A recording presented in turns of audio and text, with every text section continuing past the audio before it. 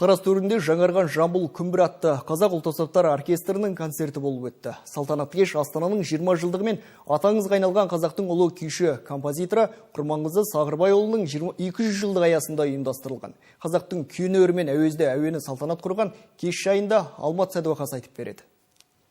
Ұлттық өнерді ұлықтауға жиналған жұртшылық, лық толы зал, көрерменді тәнті еткен әртістер мен өнерпаздар бәрі-бәрі дәл осы концерт көрінісінен сыр шертеді.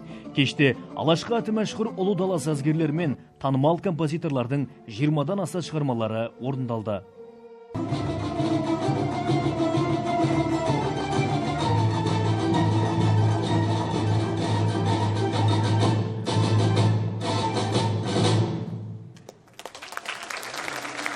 Елу кәсіби музыкант, бай репертуар және халықаралық конкурстардың лауреаты дарынды дирижер Адай Жұмат филармония мақтанышы.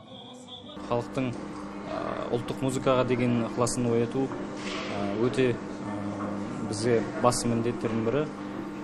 Дәстүрлі академиялық өнерге, оркестрге деген, қазақ күй өнеріне деген үлкен маңызы бар. Менің өзімнің осы оркестрге бас режиссер болып қызметке келгеннен бері 100 шақты партитура алып келіп жатырмын. Репертуар жағын толықтыра түсудеміз. Күй құдіреті баураған кеште шетел композиторлар да шет қалған жоқ. Кезінде атағы асқан Алатаудың ізін жалғаған оркестр көрерменді өнермен таңдай қақтырды. Күй өнері қазақ болғалы бері келе жатқан ұлы өнерлеріміздің бірі. Күйсіз халқымызды, ұлтымызды елестету мүмкін емес. Өйткені күй тыңдаған кезде бүкіл жаның жадырап, бір керемет ойға шомып, бір ғажайып бір серпіліс пайда болатын сияқты. Ал енді мына бүгін Баласағын орталық концерт залында бір керемет кеш өтті. Үлкен шығармашылық кеш болды. Сондай бір күйдің неше атасын тыңдап, сондай бір сусындап қайтқан шағымыз болып тұр. Бұл оркестр дәстүрімізді жаңғыртумен халқымыздың бай қазынасын насихаттау үшін құрылған. 7 жылдағы еңбек айнасы бүгінгі концерт.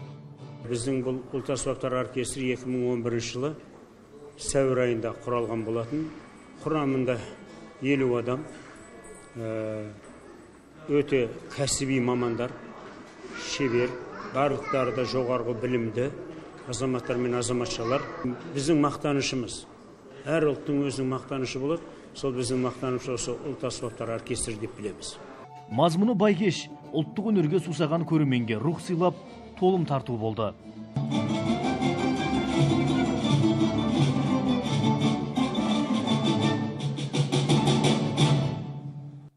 Алмат Сәдуақас, Асқар Әділ, жаңалықтар қызметі.